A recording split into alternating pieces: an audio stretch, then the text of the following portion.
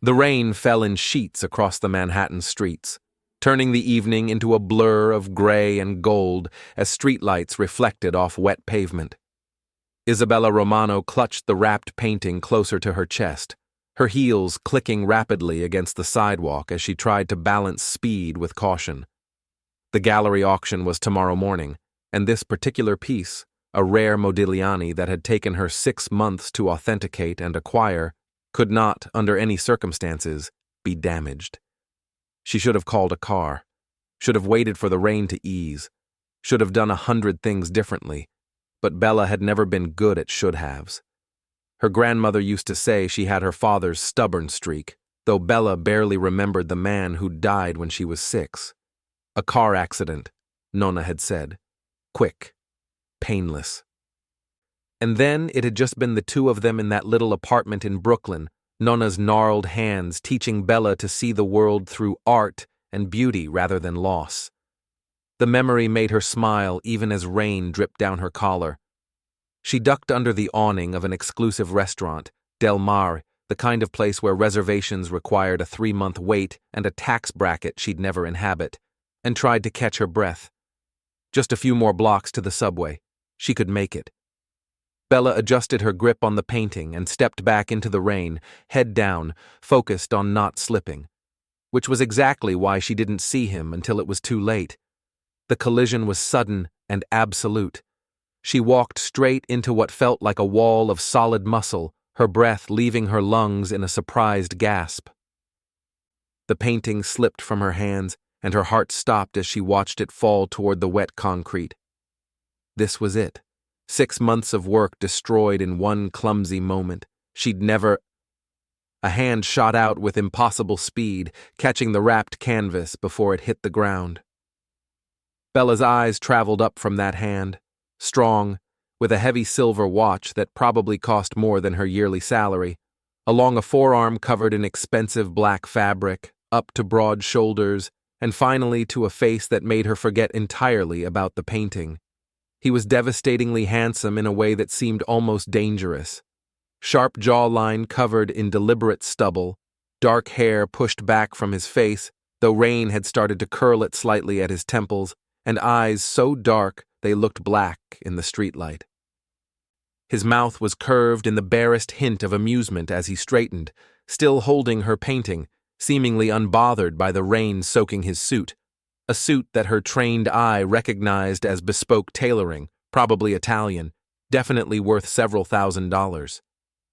"You should be more careful," he said, and his voice matched everything else about him. Deep, smooth, with the faintest trace of an Italian accent that did absolutely unfair things to her nervous system. Running in the rain with something valuable. Bella's mouth had gone dry. She forced herself to focus. Thank you. God, thank you. If that had fallen... She reached for the painting, and her fingers brushed his. The contact sent an electric jolt through her that had nothing to do with the storm. He didn't immediately release the canvas, his dark eyes holding hers. "What is it?" "A painting, Modigliani, for an auction." She was babbling now, very aware of how close he was standing, how he smelled like expensive cologne and rain, and something else, something that made her want to lean closer. "I'm a curator, at the Blackwell Gallery. Not that you... I should go.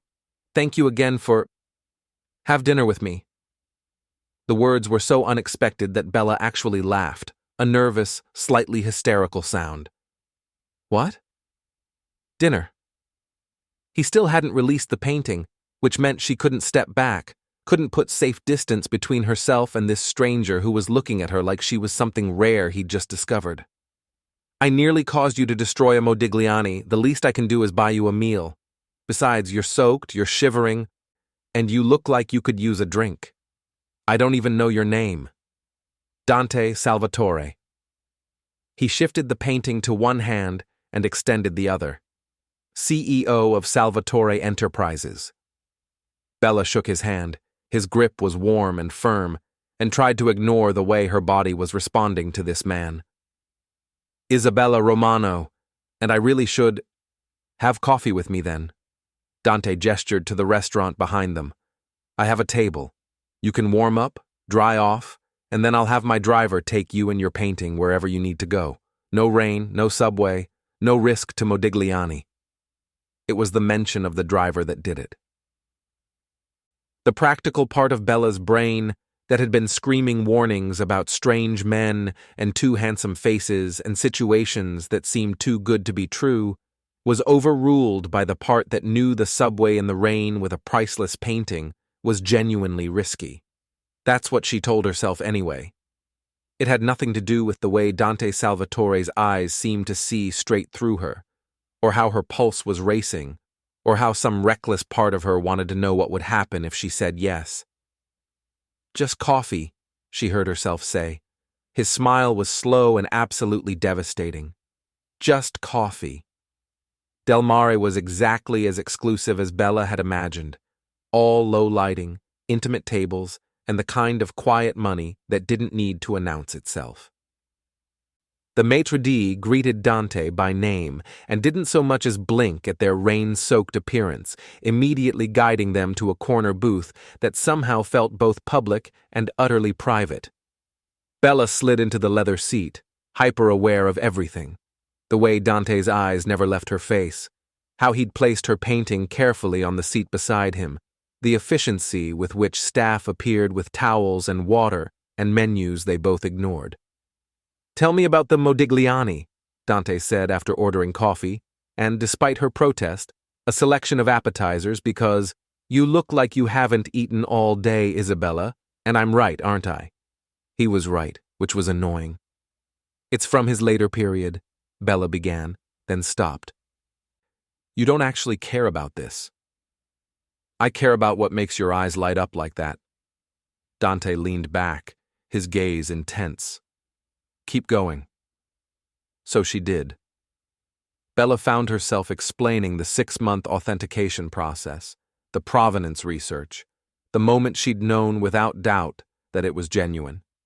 She talked about Modigliani's tragic life, his unique style, why this particular piece mattered. And Dante listened, actually listened, asking questions that proved he was following every word, understanding nuances that most people missed. You love what you do, he observed when she finally paused to sip her coffee. Don't you? Bella countered. Love what you do? Something flickered across his face, there and gone so quickly she almost missed it. My work is necessary, what I'm good at, but it's not art. What is it exactly? Salvatore Enterprises, that's import, export. Among other things, international trade, logistics, investments. His answers were smooth, practiced. Nothing as beautiful as what you do. Tell me how you got into it. Art curation. My grandmother, Bella said softly. She raised me after my parents died. She couldn't afford much, but every Sunday she'd take me to museums, free admission days. She'd tell me stories about the paintings, about the artists' lives, and it was like magic. Like these dead people were speaking to us across centuries. I wanted to be part of that, to help other people feel what I felt. Your parents, you were young? 6. I barely remember them now, just impressions. My father's laugh, my mother's perfume. Bella smiled sadly. Nonna said they died in a car accident. She didn't like to talk about it much. Too painful. Dante's expression had gone carefully neutral, and Bella couldn't read what he was thinking. I'm sorry. Losing family young, it changes you. It did. Made me, I don't know, appreciate things more maybe? Not take time for granted. She tilted her head, studying him. What about you? What's your story, Dante Salvatore? Not nearly as interesting as yours. I doubt that. Their eyes held, and the air between them seemed to thicken. Bella was acutely aware of the table separating them, of how much she wanted it gone, which was insane because she'd known this man for all of 45 minutes, and she didn't do this. Didn't feel instant attraction that made her skin feel too tight, didn't imagine what a stranger's hands would feel like on her body, didn't. "Have dinner with me," Dante said quietly. "Real dinner. Tomorrow night. I have the auction in the morning. I'll be exhausted. Then the night after. You're very persistent. When I see something I want, I don't hesitate." His voice had dropped lower, taken on an edge that made heat pool low in her belly. "And I want to see you again, Isabella." The way he said her full name, with that slight Italian inflection, should be illegal. "Okay," she whispered. The night after. Bella spent the entire next day in a state of distracted chaos. The auction went perfectly. The Modigliani sold for well above estimate. Her boss was thrilled, and she should have been celebrating. Instead, she kept thinking about dark eyes and a voice that seemed to resonate in her bones, and the way Dante had looked at her like she was the only person in the world. "Earth to Bella," Sophia said, waving a hand in front of her face. They were in the gallery's back office, supposedly doing paperwork, though Bella hadn't successfully completed a single form. "Okay, spill. Who is he? What makes you think there's a he?" Sophia snorted. "Babe, I've known you for 3 years. You don't space out like this. You're the most focused person I know. So either you're having a stroke or there's a man. And since you're not slurring your words, I'm going with man." Bella sighed and told her about the collision, the coffee, the dinner plans. Sophia listened with increasing delight. "So let me get this straight," Sophia said when she finished. "You literally ran into a hot CEO in the rain. He saved your Modigliani, bought you coffee at Del Mare, Del fucking Mare, Bella, and asked you to dinner. This is a romance novel. You're living in a romance novel. It's just dinner. It's never just dinner. What are you wearing? I haven't. We're going shopping. Now. Don't even argue." The dress Sophia chose was deep emerald green, fitted in ways that made Bella's modest curves look like something worthy of attention. It was more than she'd normally spend, more daring than her usual style, but when she looked in the mirror, she saw someone confident, sophisticated, someone who could have dinner with a man like Dante Salvatore and not feel completely out of her depth. She was wrong about that last part.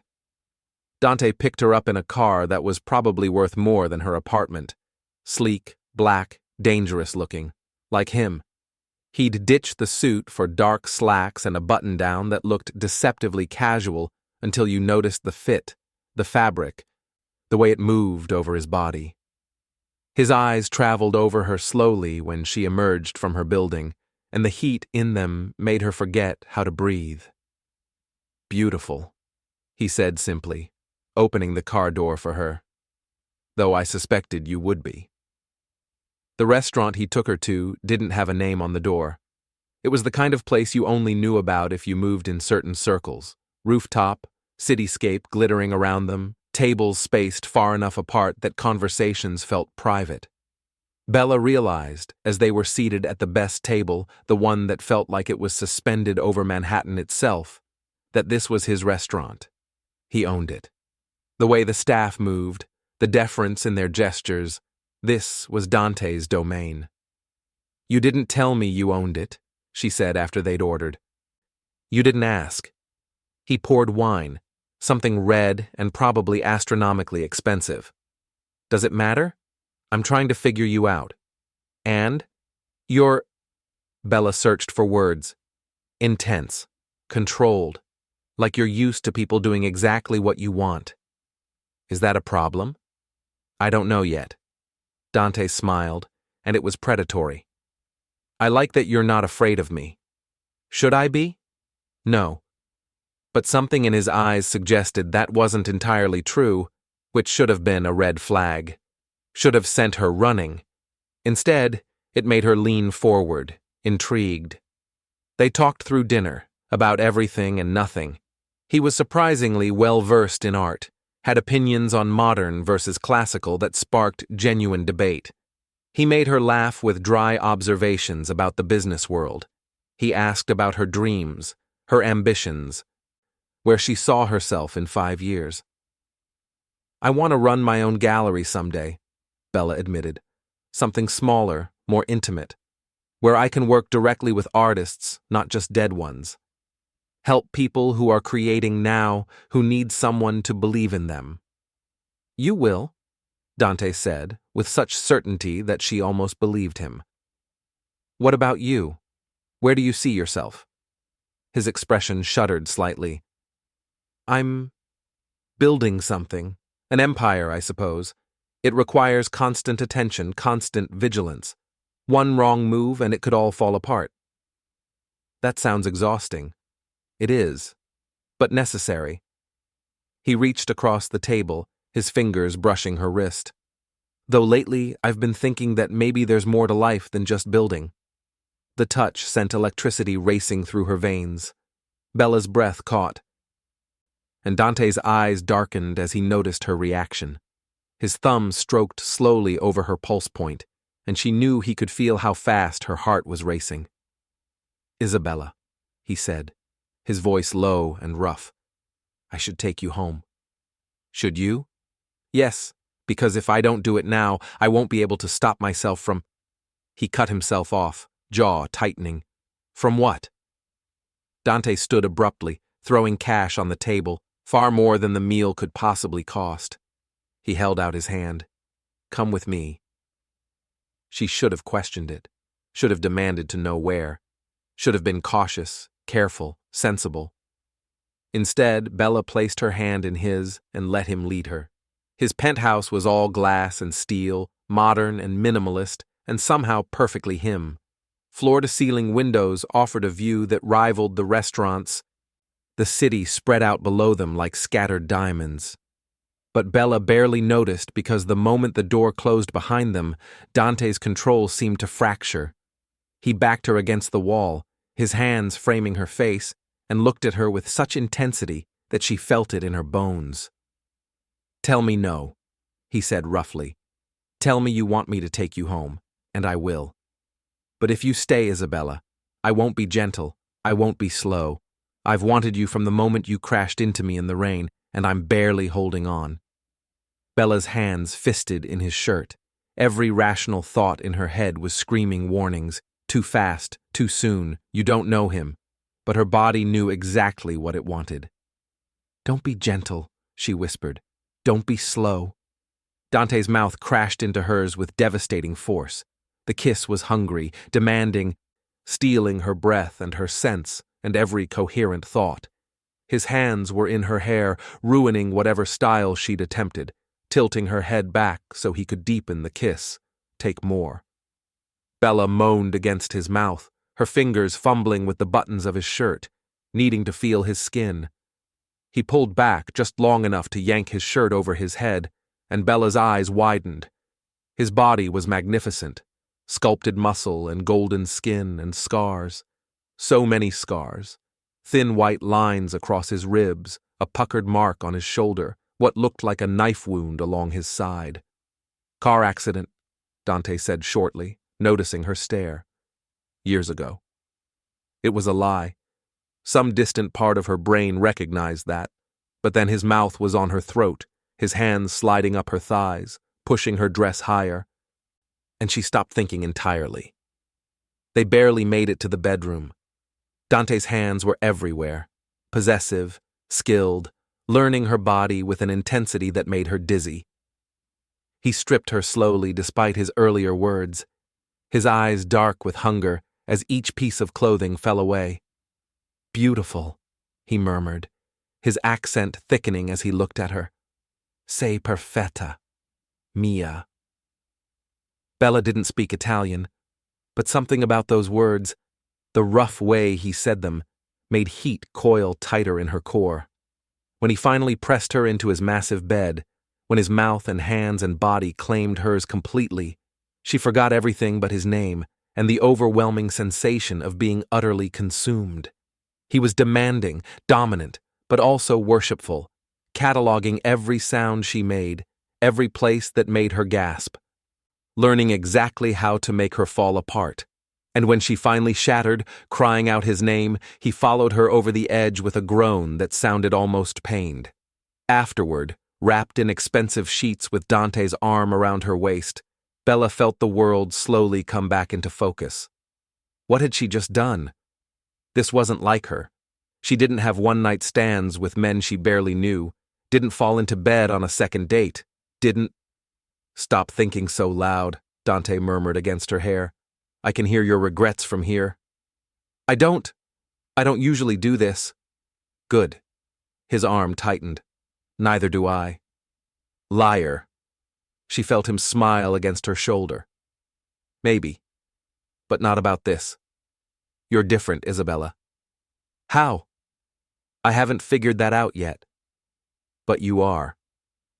He pressed a kiss to the curve of her neck. "Stay tonight." It was a command as much as a question. Bella knew she should leave, put distance between herself and whatever this was, this overwhelming thing that felt too big and too fast. But she was warm and sated, and Dante's fingers were drawing lazy patterns on her skin, and staying felt too good to question. "Okay," she whispered. "I'll stay." The next week passed in a blur of stolen moments and escalating obsession. Dante was attentive, intensely so.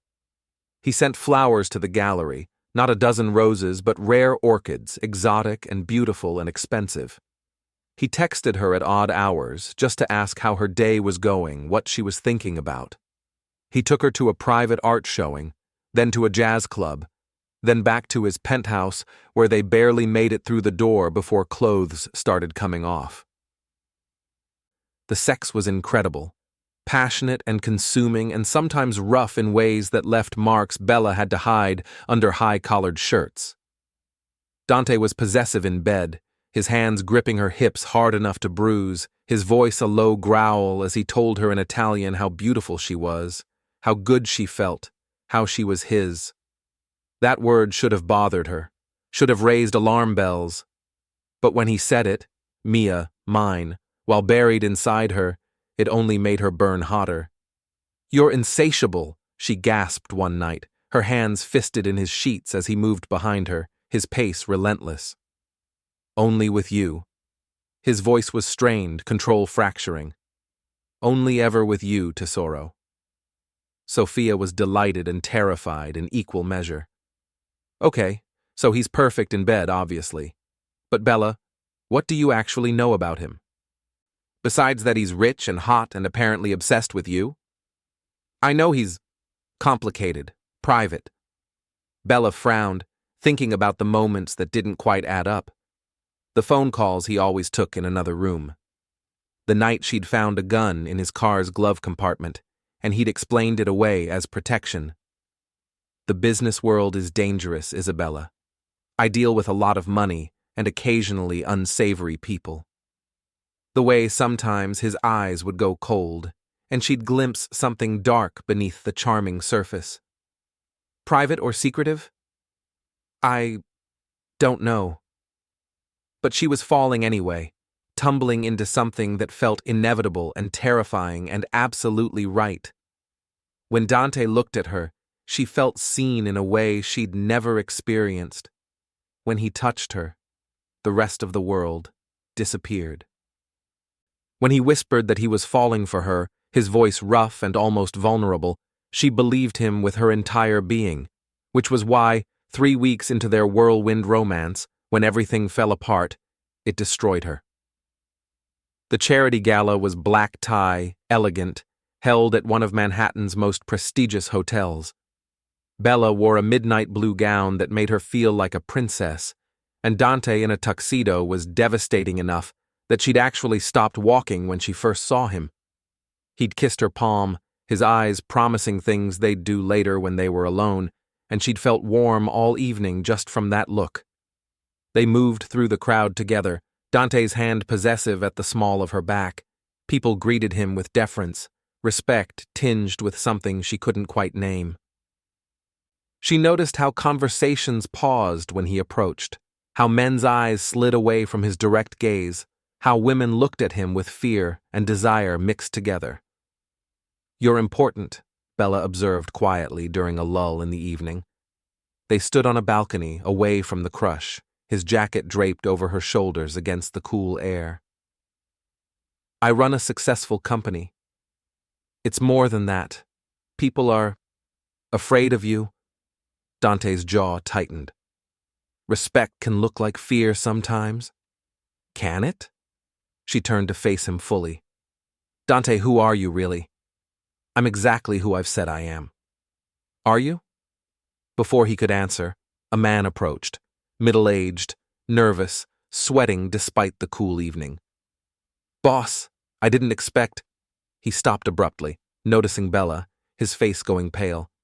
I'm sorry. I didn't mean to interrupt. Then don't, Dante said coldly, and the transformation was shocking. The warmth in his voice vanished, replaced by something lethal. We'll talk Monday. Understood? The man nodded jerkily and fled. Bella stared at Dante, who'd already schooled his expression back to neutral. Boss? She said carefully. A term of respect in my company. I'm the CEO. That was more than respect. That was terror. He's incompetent and knows his job is on the line. Dante cupped her face, his thumb stroking her cheekbone. Don't worry about him. Dance with me. She let him lead her back inside, but doubt had planted itself in her mind, small but growing. The rest of the evening felt off, like she was seeing everything through new eyes.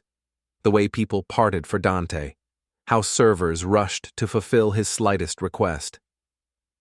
The men who approached and called him Don Salvatore before being quickly corrected. As they left the gala, Dante's driver holding the car door, Bella caught a glimpse of a black SUV with tinted windows idling across the street. It pulled out when they did, maintaining a careful distance. Are we being followed? She asked. Dante glanced in the rearview mirror, his expression darkening for just a moment. No, just security. Why would you need security? I told you, I deal with large sums of money. His hand found hers, squeezed. Stop worrying. But Bella couldn't stop, because suddenly everything felt wrong, the pieces not fitting together, the explanations too smooth, too practiced, and somewhere in the back of her mind, a voice whispered that she'd fallen in love with a man she didn't actually know at all. She just didn't realize how right that voice was. The first crack appeared on a Tuesday morning. Bella arrived at the gallery to find Sophia already there, coffee in hand, laptop open, her expression grim. What's wrong? Bella asked, setting down her bag. Probably nothing, but... Sophia turned the laptop around. I was looking up your hot CEO boyfriend because I'm nosy, sue me. Most of what I found is normal. Business articles, society page photos, that kind of thing. But then I went down a rabbit hole and found this. The article was from a small local news site dated 6 months ago. The headline read, Salvatore family under investigation for alleged organized crime connections.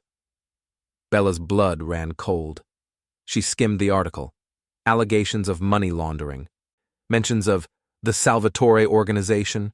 Quotes from anonymous sources claiming the family had ties to the Italian Mafia. The article was vague, unsubstantiated, and ended by noting that no charges had ever been filed. It's probably his extended family, Bella said, but her voice sounded hollow, even to her own ears. He mentioned once having distant relatives who were problematic. Bella. Sophia's voice was gentle. I'm not saying he's a mob boss. I'm just saying, be careful. You don't really know this guy. It's been, 3 weeks? 4. Okay, 4 weeks. That's still nothing, and you're in deep with him. Anyone can see that. Just keep your eyes open, okay? Bella nodded numbly, but she couldn't shake the article from her mind. All day she found herself replaying moments with Dante, seeing them through a new lens. The scars he wouldn't fully explain, the gun in his car, the way people feared him, his evasiveness about his work. That evening, she typed Salvatore family organized crime into Google, then deleted it without hitting search, because she didn't want to know. Because if she knew, if it was true, she'd have to make a choice, and she wasn't ready for that. Because despite everything, despite the warnings, she was in love with him. Over the next week, the cracks widened. Dante had to cancel 2 dates last minute, business emergencies that he wouldn't elaborate on. When he finally did see her, there was tension in his shoulders she'd never noticed before, a hardness around his eyes. They went to his penthouse, and the sex was almost desperate, like he was trying to lose himself in her body, forget something dark that chased him. Afterward, she traced the scars on his chest. "Tell me about these. The truth this time." Dante's hand caught her wrist, not painfully but firmly. "Why does it matter?" "Because I want to know you. Really know you. You do know me. Everything that matters, you know." "Do I?" Bella pulled away, sitting up and drawing the sheet around herself. "What exactly do you do, Dante? And don't tell me import-export. What do you actually do?" His expression shuttered completely. "I protect my family's interests. I make deals. I ensure loyalty." "That's not an answer." "It's the only answer I can give you. Can't or won't." Dante sat up, his jaw tight. "Isabella, there are parts of my life that are separate from this, from us. Things I keep separate to protect you." "Protect me from what?" He didn't answer, and the silence stretched between them, heavy with everything unsaid. Finally, Bella stood, started gathering her clothes.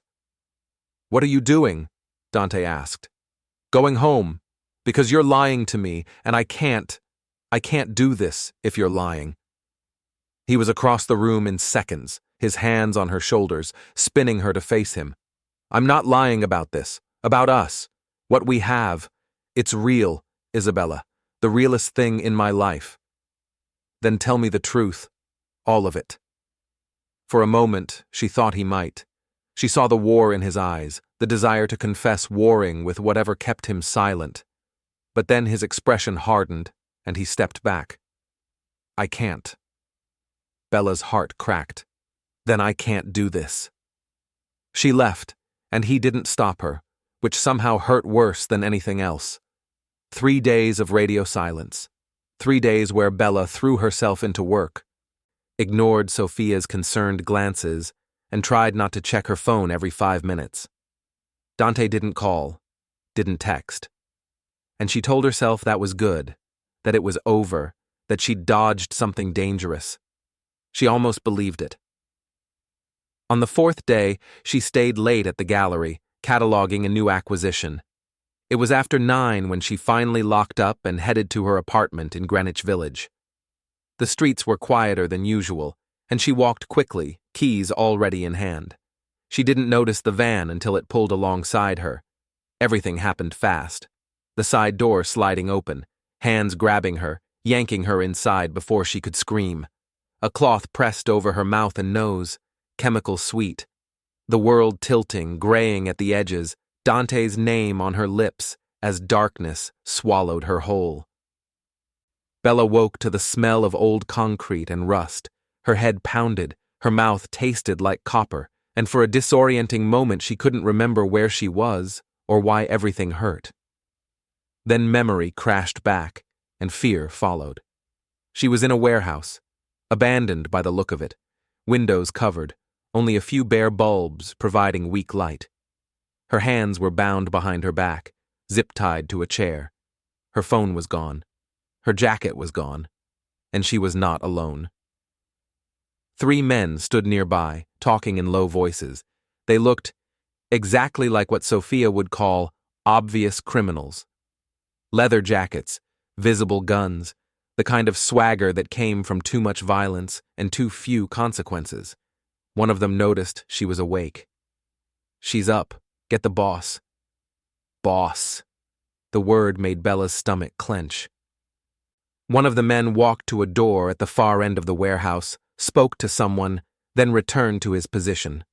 A moment later, a man entered, and even through her fear, Bella registered that he was handsome, older than Dante, maybe 35, with lighter hair and cold blue eyes that assessed her like she was merchandise. "Isabella Romano," the man said, pulling up a chair and sitting backward on it, arms crossed over the back. "Do you know who I am?" "Should I?" "Marco Vitelli. That name mean anything to you?" It didn't. Bella shook her head, trying to control her breathing, trying not to panic.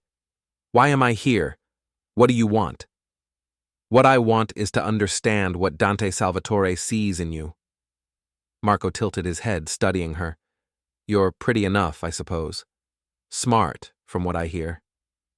But special enough to make Il Diavolo drop his guard? I'm not seeing it." "Il Diavolo?" Bella's voice came out steadier than she felt. "The devil, that's what we call him in our world. Dante Salvatore, the youngest Don in New York, the man who took over the Salvatore family when he was barely 20 and turned it into an empire. Ruthless, efficient, untouchable." Marco leaned forward. "Until you." The words weren't making sense. Don, family, empire. "I don't... What are you talking about?" "Oh, sweetheart." Marco's smile was pitying and cruel. "He really didn't tell you, did he? Your boyfriend, the man you've been fucking for the past month. He's not a CEO. Well, he is, technically.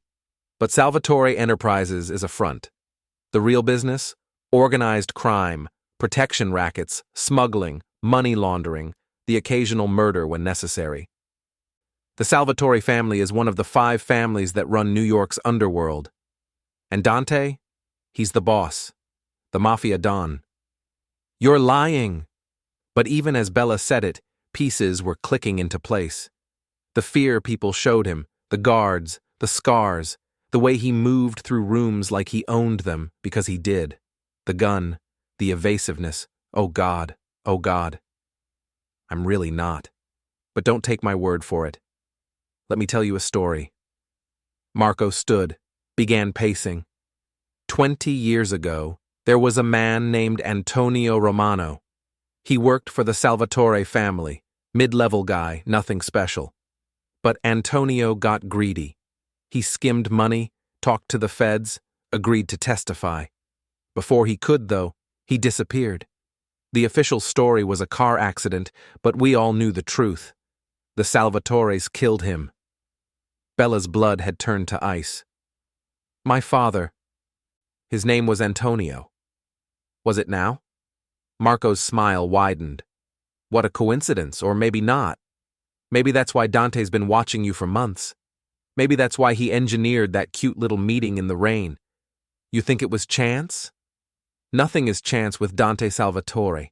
He wanted revenge for your father's betrayal, so he decided to use the daughter, seduce you, ruin you, maybe kill you when he got bored. Classic Mafia logic. No. Bella was shaking now, tears streaming down her face. No, that's not... He wouldn't... Wouldn't he? You said it yourself, you don't really know him. And now you never will, because you're going to die here, Isabella. I'm going to kill you. Make sure Dante knows it was me, and when he comes for revenge, and he will come, I'll kill him too. 2 birds, 1 blood feud. Marco pulled out a gun, and Bella's mind went blank with terror. This was it. This was how she died. In a warehouse, alone, killed by a man she'd never met because of a father she barely remembered, and a lover who'd lied about everything. The gunshot was deafening in the enclosed space, but Bella wasn't hit. Instead, Marco stumbled, blood blooming on his shoulder. His men shouted, drew their weapons, but then the doors burst open, and all hell broke loose. Men poured in, armed, organized, moving with military precision. Gunfire erupted, and Bella screamed, trying to make herself small in the chair as bullets ricocheted around her. Through the chaos, she saw him, Dante. He moved through the warehouse like death itself, shooting with cold accuracy, his expression completely devoid of the warmth she'd known. This wasn't the man who'd held her tenderly, who'd whispered sweet things in Italian. This was Il Diavolo, and he was terrifying. One of Marco's men tried to use Bella as a shield, dragging her chair backward, pressing a gun to her head. Bella sobbed, certain she was about to die. But then Dante was there. He moved impossibly fast, his hand catching the man's wrist and twisting until bones snapped. The gun clattered away. Dante's other hand came up, knife appearing from nowhere. And then the man was falling, gurgling, bleeding, dead. Dante had just killed a man 2 feet from her, and his expression hadn't even changed. "Don't look," he said tersely, already cutting her zip ties. "Close your eyes, Isabella. Don't look." But she couldn't stop looking. Couldn't stop seeing the blood on his hands, the bodies on the floor, the absolute emptiness in his eyes as he killed to protect her. Another man charged, and Dante shot him without hesitation. Marco was being dragged away by his remaining men, shouting threats, but Dante didn't pursue. He just lifted Bella, she was shaking too hard to walk, and carried her through the carnage to a waiting car. The drive was silent, except for her sobbing. Dante held her against his chest, murmuring things she couldn't process. His hands, those violent, killing hands, gentle in her hair. They arrived at a building she didn't recognize, and he carried her inside to what looked like a luxury safe house. Only when they were alone, when he'd set her on a couch and tried to check her for injuries, did Bella find her voice. Was any of it real? The question came out broken. Anything at all? Dante knelt before her, and for the first time since the warehouse, emotion crossed his face. Every moment, every word, every touch, all of it was real. You're a Mafia boss. Yes. My father worked for your family. You had him killed. Dante's jaw clenched. My father ordered it. I was 16. I didn't know Antonio had a daughter until months ago after... He stopped. After what? After my people found you during a routine background check. At first I thought it was fate, revenge delivered. But then I watched you, Isabella. I saw how you lived, how you loved art, how you were kind to strangers and passionate about beauty. You knew nothing of your father's world. You were innocent, and his voice cracked. I fell in love with you. While lying to me, while letting me believe, I know, and I'm sorry. But what I feel for you, that was never a lie. The rain, the coffee, every conversation, every moment in my bed, I was falling to sorrow. Falling so hard I forgot why I'd approached you in the first place. All I could think about was keeping you, protecting you, making you mine. Bella laughed bitterly. By lying? By keeping you separate from this world. By giving you a version of me that could make you happy. Dante's hands fisted on his thighs. I'm not a good man, Isabella. I've killed. I've hurt people. I run an empire built on violence and fear. But with you, God, with you, I wanted to be better. You made me remember what it felt like to be human. Stop. Bella stood on shaking legs. Just stop. You don't get to make this romantic. You lied about everything. My father, did your family really kill him? Yes. And I'm sorry for that too. But he betrayed us. In my world, betrayal has consequences. And what about me? What was I? Another consequence? Revenge? No. Dante stood too, reached for her. Never. You are everything I didn't know I needed. Bella stepped back, wrapping her arms around herself. I need to go. I can't be here. I can't look at you. Marco will kill you if you leave my protection. Then let him, because at least that would be honest. Her voice broke on the last word. You should have let me go. That first night, that first date, you should have stayed away. I tried. Dante's control was fracturing, raw emotion bleeding through. For 2 weeks after I found out who you were, I tried to forget you. But I couldn't. You consumed me, Isabella. You still do. Don't. She held up a hand, tears streaming down her face. Don't say things like that. Not now. Not when I can't trust a single word from your mouth. Then trust this. He closed the distance between them, his hands framing her face, his eyes blazing with intensity. I love you. I'm in love with you in ways I didn't know were possible, and I will do whatever it takes to keep you safe, even if you hate me for it. Even if you never forgive me. You're mine, Isabella, and I protect what's mine. She should have pulled away, should have slapped him, screamed at him, demanded he let her go. But her traitorous body responded to his touch, to the raw need in his voice, to the way he was looking at her like she was air and he was drowning. I should hate you, she whispered. I know. I should run and never look back. I know that too. But I can't. The admission destroyed her. God help me, I can't. What does that make me? Mine, Dante breathed, and then he was kissing her desperately, and she was kissing back, her hands fisting in his shirt, pulling him closer, even as her mind screamed that this was wrong, that she should push him away, that loving him was the most dangerous thing she'd ever done. But she did love him. Even knowing the truth, even covered in the blood of his world, she loved him. And that terrified her more than Marco, more than guns, more than anything. They barely made it to the bedroom. Clothes torn off, Dante's hands shaking as they learned her body again, her nails digging into his shoulders as he pressed her into the mattress. The sex was raw and emotional, nothing like the practiced seduction of before. This was desperation, fear, anger, love, all twisted together until she couldn't tell where one ended and another began. When it was over, when they lay tangled together in the dark, Bella finally asked the question she'd been avoiding. What now? Dante's arms tightened around her. Now I end Marco Vitelli, and then you decide if you can live in my world or if I have to let you go.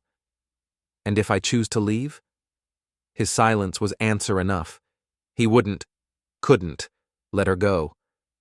Not now. Not when she knew his secrets, when she'd seen his world, when she was marked as his.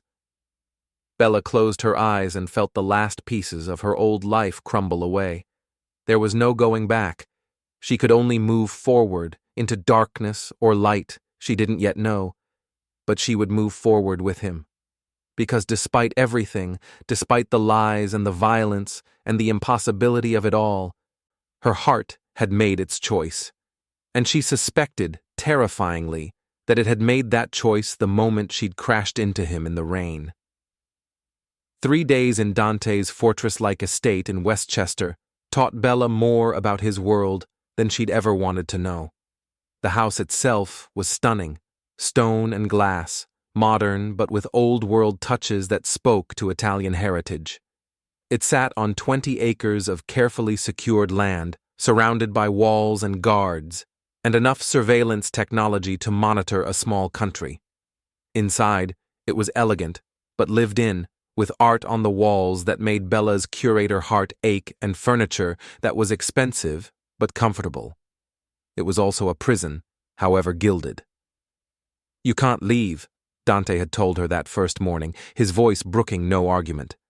Marco is still out there, wounded and furious. Until I've dealt with him, you stay here where I can protect you. Dealt with him, Bella repeated flatly. You mean killed him? Yes. At least he was being honest now. Small mercies. The estate was full of men.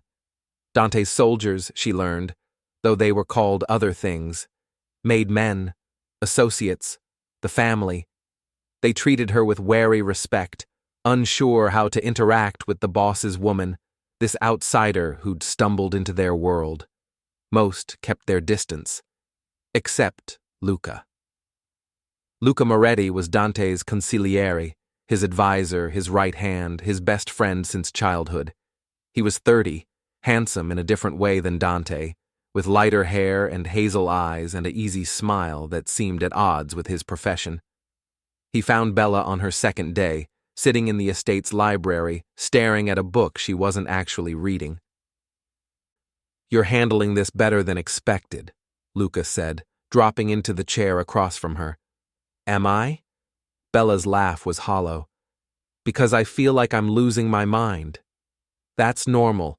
The first time you see what we really do, what Dante really is, it shatters everything.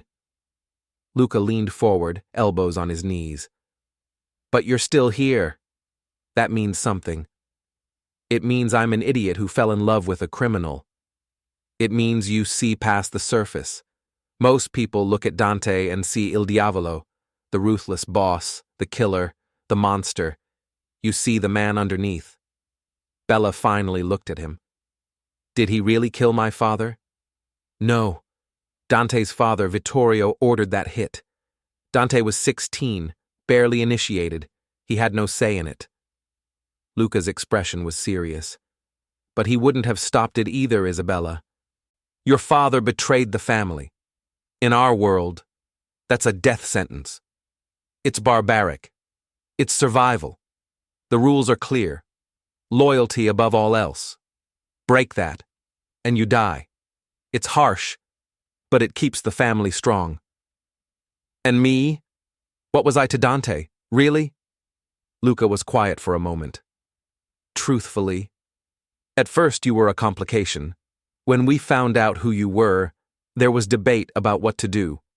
Some wanted you gone, preemptive strike against potential revenge. Others thought you were irrelevant.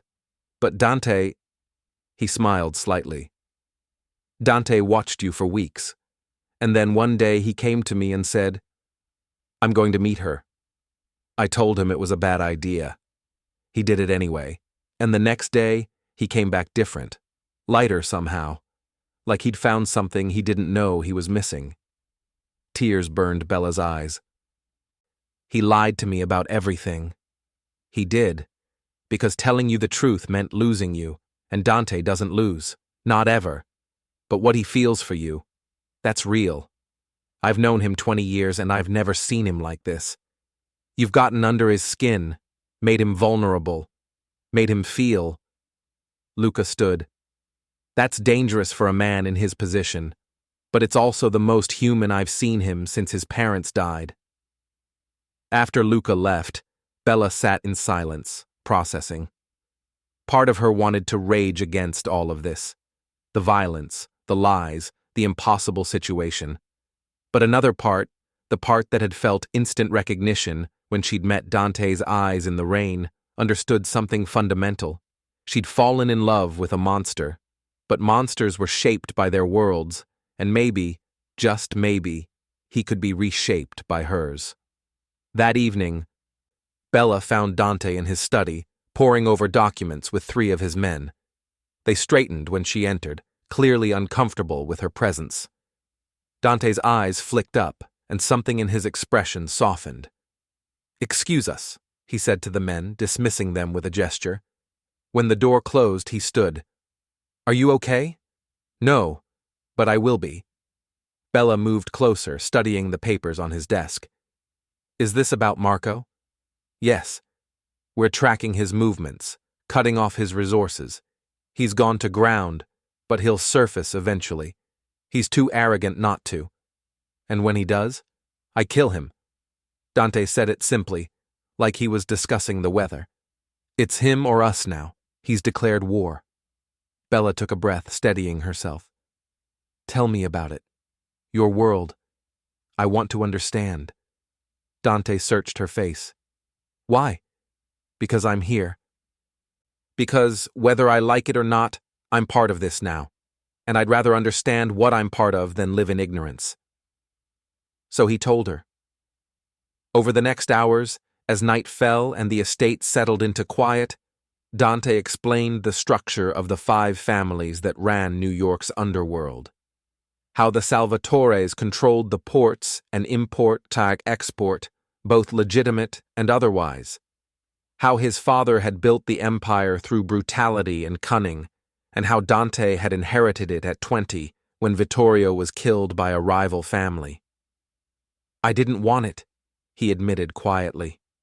"I was studying business at Columbia, planning to go legitimate. But when my father died, the family was in chaos. Our enemies saw weakness. I had to step up or watch everything my father built, and everyone who depended on us, get destroyed." "So you became Il Diavolo." I became what I needed to be. Ruthless, feared, untouchable. He looked at her. I've done terrible things, Isabella. Killed men, ordered deaths, destroyed lives. I won't lie about that. But you also protect people. Luca told me about the neighborhood families you help, the businesses you keep running, the orphanage you fund. Blood money, it doesn't make me good. No, Bella agreed, but it makes you human, complex, not just a monster. Dante stood abruptly, crossed to the window. His shoulders were tight with tension. You should hate me. You should be planning your escape right now. Maybe. But I'm not. She joined him at the window, looking out at the grounds. I'm trying to figure out if I can live in this world. Your world. And? I don't know yet. But I'm still here, aren't I? He turned to face her, and in his eyes she saw something she'd never expected. Fear. Dante Salvatore, the devil himself, was afraid. Afraid she'd leave. Afraid he'd lose her. I can't change what I am, he said roughly. I can't leave this life. The family depends on me. Hundreds of people's livelihoods, their safety. It all comes back to me. I'm trapped in this as surely as you are now. I know. Bella reached up, cupping his face. I'm not asking you to change. I'm just trying to figure out who you really are underneath all the violence and power. I'm yours, he whispered. That's who I am. Whatever else I might be. Killer, boss, monster. I'm yours, Isabella. Completely. Irrevocably. She kissed him then, tasting desperation and need and truth on his lips. They made love in his study, pressed against the desk, the vulnerability between them sharper than any passion they'd shared before. Because this time, there were no more lies. This was them, bare and real and impossibly complicated. Afterward, straightening her clothes while Dante watched with dark, satisfied eyes, Bella made a decision. Teach me, she said. Teach you what? Your world. If I'm going to be part of it, I want to understand it, all of it. The business, the structure, how decisions are made. I won't be helpless, Dante. I won't be just the boss's woman, hidden away and protected like fragile glass. Pride flickered across his face. You're sure? No, but I'm doing it anyway. The next 2 weeks were intensive education in organized crime. Luca became her teacher, explaining the intricate web of alliances and debts that bound the 5 families, how territory was divided, how disputes were settled, the difference between legitimate business and the shadows where real power operated. He taught her to recognize the signs of betrayal, the politics of respect, why certain rules could never be broken. Bella sat in on meetings, silent, observing, learning to read the room, understand the subtext. She saw how Dante commanded loyalty through a mixture of fear and genuine care for his people, how he was ruthless with enemies but fair with those under his protection, how every decision was calculated, every word measured. She also saw the violence. A traitor in the ranks, Bella watched through a one-way mirror as Dante interrogated him, his methods brutal and efficient. She'd wanted to look away but forced herself to watch, to understand this side of him. When the man was dragged away to face execution, she'd gone to the bathroom and vomited. Dante found her there, held her hair back silently. You don't have to watch, he said quietly. Yes, I do. If I'm going to be with you, I need to know what that means. All of it. Even if it destroys you? I'm stronger than you think. And she was. Bella discovered reserves of strength she hadn't known existed. She'd grown up soft, protected by her grandmother from harsh realities. But maybe she'd always had steel underneath. Her father's daughter, after all, even if she'd never known him. The men started to accept her presence. They saw her learning, saw her standing by Dante's side through difficult decisions, saw that she wasn't running. Respect grew. Grudging at first, but increasingly genuine. You're good for him, one of the older soldiers told her one day. He was getting too cold, too isolated. You remind him why he does this. To protect people, not just accumulate power. Sophia called constantly, worried because Bella had disappeared. Bella couldn't tell her the truth, wouldn't endanger her friend by bringing her into this world. So she lied, said she'd taken time off to travel, promised she was safe. The guilt ate at her, another piece of her old life that didn't fit anymore. 3 weeks after the warehouse, Marco finally resurfaced. The attack came at dawn. Bella woke to the sound of gunfire, Dante already up and armed, shouting orders into his phone. Guards rushed through the house, taking positions. She heard explosions from the perimeter, breaching charges taking out the walls. "Stay here," Dante commanded, pushing her toward a hidden panic room. "There's food, water, communications equipment. Lock yourself in and don't come out until I come for you." "Dante! Now, Isabella!" His eyes were hard, Il Diavolo fully present. "I can't protect you and fight them both. Please." So she went, even as every instinct screamed to stay with him. The panic room was sophisticated, monitors showing views of the estate, reinforced walls, weapons she didn't know how to use. She locked the door and watched on the screens as Dante's men engaged Marco's forces. It was brutal. Warfare in her safe haven, bullets tearing through beautiful rooms, men dying on floors she'd walked that morning. She saw Dante in the footage, moving through the chaos with lethal grace, commanding his soldiers, a general in his own war. Then Marco appeared on the East Wing camera. He'd brought dozens of men, overwhelming Dante's defenses through sheer numbers. The feed showed him fighting his way deeper into the estate, and Bella realized with horror what he was doing. He was heading for the study, for Dante's private quarters. For her. Marco had studied the estate layout. He knew where Dante would hide something precious. Bella watched him get closer, saw Dante trying to fight back toward her position, but pinned down by heavy fire. Marco reached the hallway outside the panic room. She could hear him now, not just see him on screens. "Isabella Romano." His voice came through the door. "I know you're in there. And I know this door will eventually break, so you have a choice. Come out now, and I'll make it quick. Make me break in, and I'll make you suffer before I kill you and your boyfriend." She looked at the screens. Dante was still 3 hallways away, fighting desperately to reach her. He wouldn't make it in time. Marco's men were already setting charges on the panic room door, and suddenly, Bella knew what she had to do. Her hands shaking, she unlocked the panic room door. She emerged to find Marco's gun pointed at her face, his smile triumphant. "Smart girl. Now we wait for your boyfriend to come running, and I kill you both." But Bella had grabbed something from the panic room. Her hand came up, steady despite her terror, holding one of the weapons she'd pretended not to know how to use. She'd been learning in secret, not wanting Dante to know, wanting to be able to protect herself. "Or," she said quietly, "I kill you first." Marco laughed. "You don't have it in you, sweetheart. You're too soft, too." She shot him. Not a killing shot. Her aim wasn't good enough for that under pressure. The bullet caught him in the leg, and he went down cursing. His men started to react, but then Dante's forces burst into the hallway, having broken through while Marco was distracted. The firefight was brief and brutal. When the smoke cleared, Marco's remaining men were dead or surrendering, and Dante stood in the hallway, staring at Bella with an expression she couldn't read. "You shot him," he said. "I had to. He was going to kill me. Kill us." Her hands were shaking violently now, the gun slipping from her fingers. "I had to."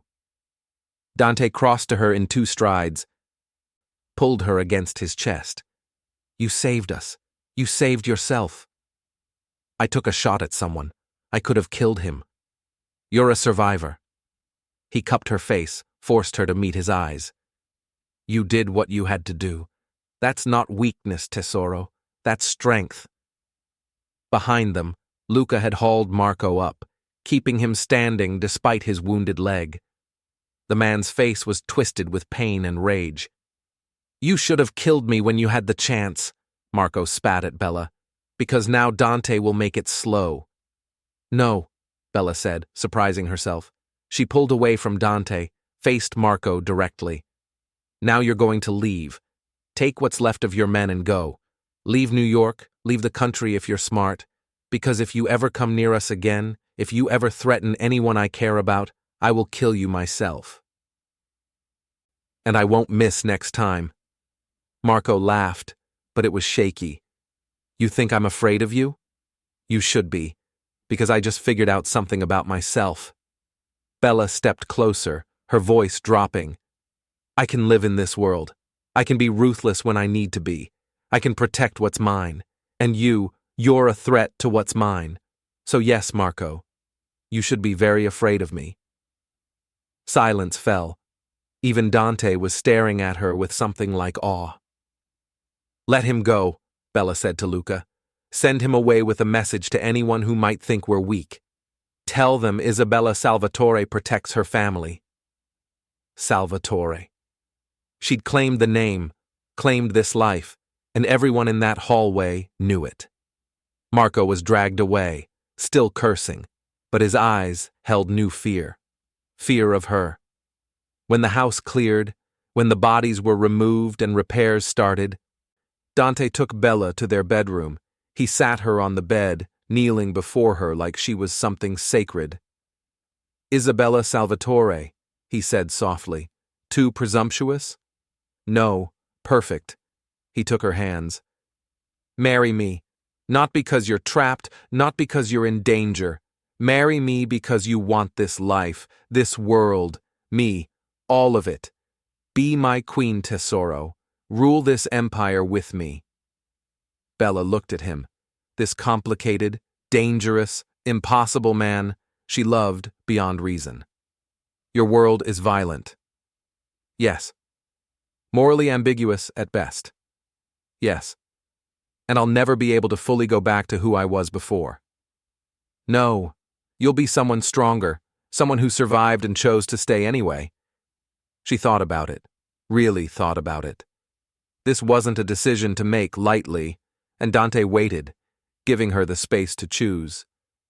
The truth was, her old life already felt distant. The woman who'd curated art and lived quietly in Greenwich Village, she was gone. In her place was someone harder, someone who'd faced death and violence and impossible choices. Someone who'd discovered she could be ruthless when protecting what mattered, and what mattered was him. Yes, Bella whispered. Yes, I'll marry you. The kiss was deep and claiming, full of promise. When Dante pulled back, his eyes were blazing. My queen, he murmured. My partner. My everything. They made love with new intensity, claiming each other without the shadow of lies between them. This was raw and real and absolutely right. Her choice freely made, his devotion complete. Afterward, wrapped in each other, Bella felt something settle in her chest. Peace, maybe, or acceptance. I love you, she said quietly. Even though you're a mafia boss and a criminal and I should run screaming. I love you, he replied, even though you're stubborn and reckless and just threatened one of New York's most dangerous men. We're quite a pair. We're everything. 6 months later, Bella stood in a private room at Sacred Heart Cathedral, adjusting her wedding dress. The gown was stunning, white lace and silk, elegant but with a daring neckline that was pure her. Her hair was swept up, Nonna's vintage pearl necklace at her throat. In the mirror, she barely recognized herself. She looked like a queen. Sophia stood beside her, still processing everything. Bella had finally told her friend the truth, or as much as she could safely share. Sophia had oscillated between horror and fascination, ultimately landing on fierce protection. You're really doing this, Sophia said now. Marrying a literal mafia boss. I really am. And you're happy? Bella smiled.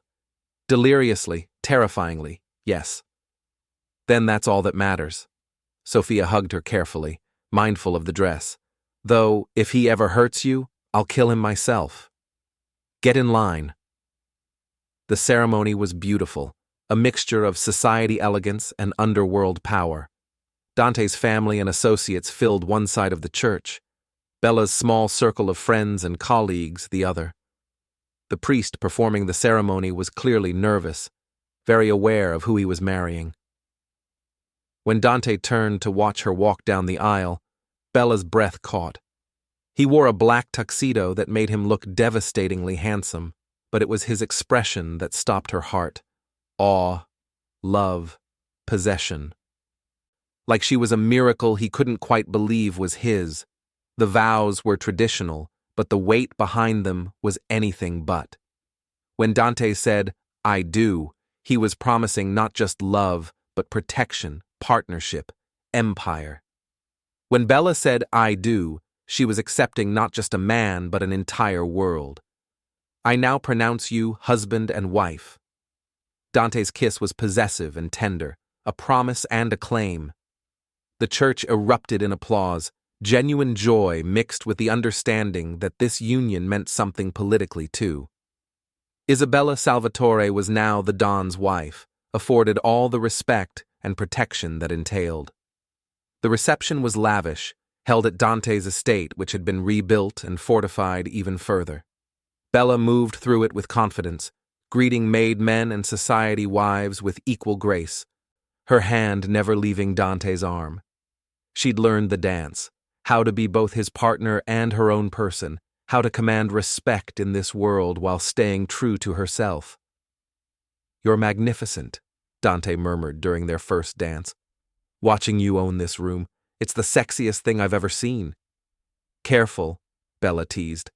"You'll make me blush." "I intend to make you do far more than blush later." His voice dropped, promising. "You're mine now, Mrs. Salvatore. Legally, officially, irrevocably. And you're mine, Mr. Salvatore. Don't forget that." "Never." Later that night, in their bedroom with the door locked and the world kept at bay, they came together with desperate need. Dante worshipped her body like it was the first time and the last time all at once, whispering in Italian how beautiful she was, how much he loved her, how he'd burn the world down to keep her safe.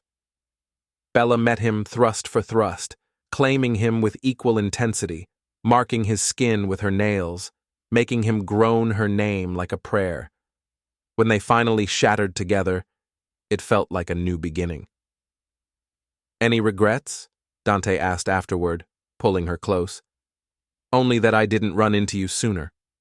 He laughed, the sound rich and genuine. "Careful, Mrs. Salvatore. You shouldn't flirt with dangerous men." "Good thing I married him instead." She kissed him deeply. "Besides, I'm dangerous now too." "That you are." His hand drifted lower, teasing. "My beautiful, deadly queen." 3 months later, Bella stood in Dante's study, reviewing reports. She'd taken on legitimate management of several Salvatore businesses, bringing her art world expertise to their operations.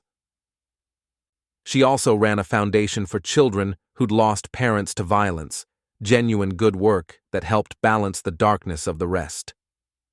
Luca entered without knocking, saw her at Dante's desk, and smiled. "The men are here for the meeting." "Send them in."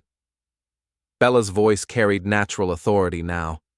She'd earned the family's respect through competence and courage, proving herself as Dante's true partner.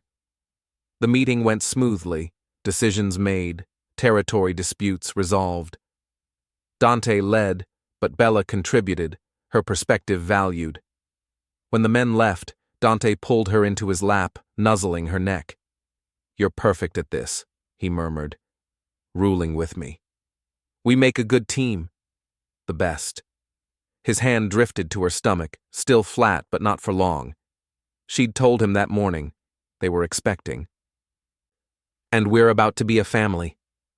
Bella covered his hand with hers. "Are you scared?" "Terrified, but also—" He met her eyes. "More complete than I've ever been. You've given me everything, Isabella. Love, partnership, purpose beyond just survival. And now a child. You've made me more than Il Diavolo. You've made me human again." She kissed him softly. You did the same for me. Made me stronger than I knew I could be. Braver, more sure of who I am. That evening, they stood on their balcony overlooking the city, the lights glittering below like scattered jewels. The city Dante controlled, the empire they now ruled together. Do you ever miss your old life? Dante asked quietly. Bella considered it. Sometimes. But this, us, it's worth everything I gave up. I chose this. I chose you. And I'd make that choice 1,000 times over. Even knowing what I am, what our child will inherit? Especially knowing, because our child will have you as a father, strong, loyal, capable of great love, and me as a mother, teaching them that strength and compassion can coexist. We'll raise them better than we had it. Him or her? Dante teased. Does it matter? No. Either way, they'll be perfect, like their mother. Bella leaned back against him, his arms wrapping around her, one hand resting protectively over their growing child. They watched the sunrise together, king and queen of a dangerous empire, bound by blood and lies and a love that had conquered everything. She'd fallen for a monster in the rain. But monsters, she'd learned, were just men shaped by impossible choices. And given love, given someone to believe in them, even monsters could become something more. I love you, she whispered to the dawn. Ti amo per sempre, Dante replied. I love you forever. My queen, my salvation, my Isabella. And in that moment, with the sun rising over their kingdom and their future growing inside her, Bella knew she'd found exactly where she belonged, not despite the darkness, but because of how they'd learned to create light together. Their story had begun with a collision in the rain. It would continue with a lifetime of chosen moments, dangerous, complicated, and absolutely theirs.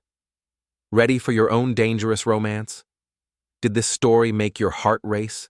Are you craving more tales of forbidden love, dangerous men, and women strong enough to match them? Don't miss out on more addictive Mafia romances. Subscribe now for exclusive stories delivered straight to your inbox. Follow us for daily romance recommendations and behind-the-scenes content. Share this story with friends who love dark, passionate romance. What's your dangerous love story? Comment below. Would you choose love over safety? Could you fall for a man with deadly secrets? Join thousands of romance readers who've already chosen danger over boredom. Your next obsession is just one click away. Subscribe, follow, share. Because the best love stories are the dangerous ones.